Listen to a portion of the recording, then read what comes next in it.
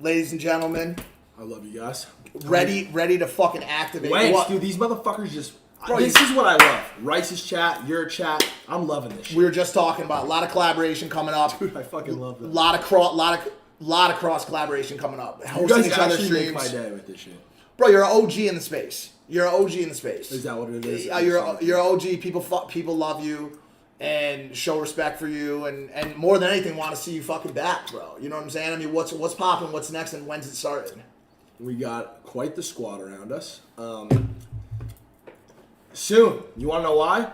I promised all these deliverables to a lot of fucking brands and been taking money and taking houses, and I'm obligated contractually to start YouTube again. That's the kind of shit that I have to do to make myself do it. But that's not to say I'm not excited. I'm super excited. Yeah.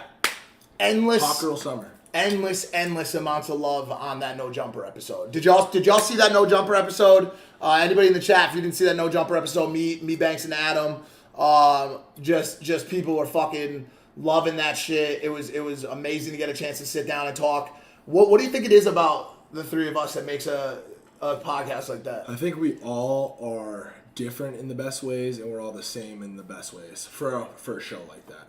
Like, we all share a lot of the same opinions when it comes to things like, I won't say political issues. Everything's made to be political, but really at the end of the day, it's like ethical, like just like human issues.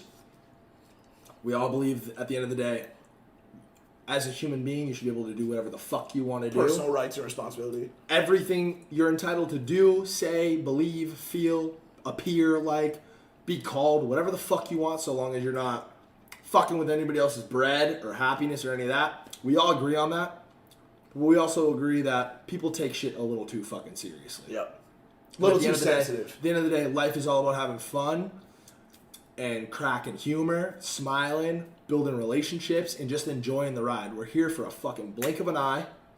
Let's enjoy it. Let's try not to take it so fucking seriously. What has been, what have you thought, what's it been like living in this house with this new squad so far? Nothing but good energy. Nothing but good. I had no idea. I don't know how many of you guys know this, but myself and Rice planned on kind of building like a house like this around ourselves. Wasn't sure if Summer would be down. This was before Logan kind of moving to Puerto Rico happened at almost the perfect time. Yeah. Because this wouldn't have happened the way that it happened. No, I would have never left. The stars kind of lined up on that. Yeah. We linked up with Pammy and Adin, had no clue each other existed. Rice is really fucking good at like identifying and finding talent and finding people that we like mesh well with together. Yeah. So he put me onto this Adin kid along with 30 other people, but I'm looking through it, sifting through it. Adin seemed very interesting to me. He had just started his GTA shit, started to kind of crack off, and he's like, yo man, this kid's kind of blowing up. He was at 5,000 concurrent viewers last week, now he's at 10. I'm like, oh, that's fucking fire. Yeah. Called this kid. Coming to find out, I've met Adin in the past. Taking a picture with him. He was so fucking nice on the phone. Such a great kid. And most importantly, we connected just on a personal level. Yeah. And he was like ready. He's so ready to work. Yeah. He is still ready. None of his recent success has changed him in the slightest. He wants more of it. I think he's like, dude, I'll fucking leave Florida today. I'll move into a house that I'll sleep in a fucking shoebox. I'll do whatever. You guys are the fucking goats. I love you guys. Whatever. I'm like, dude, this kid's energy is 10 out of 10. Right. Everything about him was on point. Then we linked up with Pammy. Me and Rice took her to like some party. We linked up with her, kicked it with her. Her vibe is on point. She's a sweetheart girl. Her engagement's fucking weirdly crazy. Weird, yeah. And she's just like, cool. Like, that's the test, right? She's like, probably the numbers and everything. The ingredients are there. This girl's doing like the bare minimum and people still love her, which is like, if we just fucking turn that up a notch, like you could be fucking next level. We linked up with her and she was also cool along with all that, so it was kind of a no-brainer. They linked with each other and just start fucking humping. Oh my God. I mean, it is what it is. They're dating now. They're legit. They're in love. They are. They really are. You know what I mean? I walked in on them last night. Just like cuddling and shit. I know they're always doing that. Soup and shit. They really are. I think there's a lot of relationships that like appear to be really dope online Yeah. and like seem really healthy. Yeah. God knows I've been in one that Yeah. seemed a little healthier than it actually was in real life. I don't know about you. The tail end of my shit was fucking. But our shit was also very real, which is another thing. 100%, It always yeah, creeps facts. me the fuck out Yeah. when there's like fake relationships. Yeah, in it. facts. It's just like a clear clout play, which I get it. It actually does make sense. Everything in terms of business, it makes sense. If you have a large following to date a girl who also has a large following, Yep. it's mutually It's like beneficial. exponential, yeah. It's just it's a model that's proven to work. Yeah. Formula that's just tried and true. Because people love relationships on the internet. Yeah, facts. Shipping and fucking. Yeah. What's your timing look like for fucking launch, bro? I don't know. Soon. I have my whole first video. I know, mapped we out talked on what I'm about gonna it. do. To be honest, you know better than anyone. We have a lot of things on like the back end business stuff to kind of get handled. They don't know. Does it bother you Like that this no is- one knows anything about No, that? honestly. Or do you like that? Honestly, to be honest with you, my relationship with the internet, I cherish the fact that I have a whole side of my life that isn't broadcasted to the internet. Because pros and cons, I mean, I wouldn't change anything for the fucking world, but when everything's out there, it's like it gives so much room for criticism. And sometimes you don't want to hear all the white noise. You don't want to hear everyone's opinion. Yeah, Even if they are facts. your fans, haters, whatever the fuck.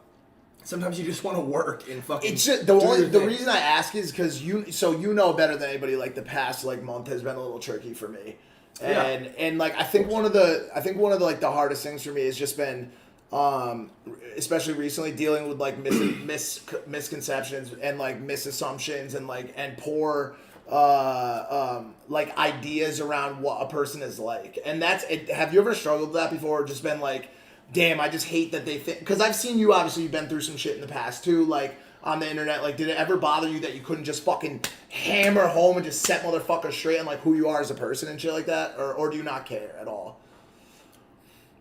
I tend to not care. I don't know if I said this on No Jumper or one of my podcasts, but I think it was No Jumper. If someone makes a serious like allegation, like some out of pocket shit, Right. Like the Trisha Paytas fucking, I don't know. But we didn't even address that, and like I don't want to address I it at addressed it all. on Mom's Basement. I had to. Oh, you did? That's like an example of Well, like. because she said, Well, I'll say it Kebra- really quickly. She Kebra- said some very out of pocket shit that was completely unwarranted and completely untrue. She said Which something is- along the lines of Mike and Banks, creepy old dudes in a content house, something like the Hype House. Which, by the way, I almost fucking just said some fucking toxic shit. Please don't. Listen, I'm not going to. Listen.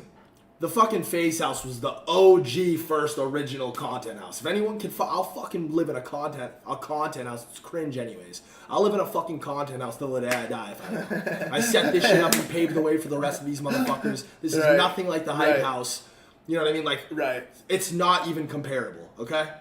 But she said some shit like, you guys have already had drama with underage girls in the past. Don't get it twisted. Dig as far as you want onto the internet. I've been on here Nothing. for fucking 12 years. Never once has anything like that ever even come close to happening. Don't know even what she meant about it. She kept it pretty fucking vague and for a good reason because it's just Facts. bullshit. Facts. But like, I feel the need to address shit like that because that's just like, whoa. Now But even just around the lines of like the idea of like creepy, like, dude. shut the fuck. Like I feel, I don't like, I feel that aspect of it. By You the way, don't care I don't about. care Got about it, and don't feel got the it, need to got address it, it because got it's it, just got like, oh, it's like I said to you. You walk by a fucking playground and there's a bunch of 12-year-old kids swinging on the swing set, sitting on the seesaw, sliding down the side, and they all get off the fucking swings. It's 10 of them, and they just start yelling at you from across the street. Hey, Mike. You're old and fucking stupid. Why the fuck did you break up with Lana? You're a fucking idiot. You're a scumbag. Are you going to feel the need to walk up to those kids and dig your fucking knee in the sand and explain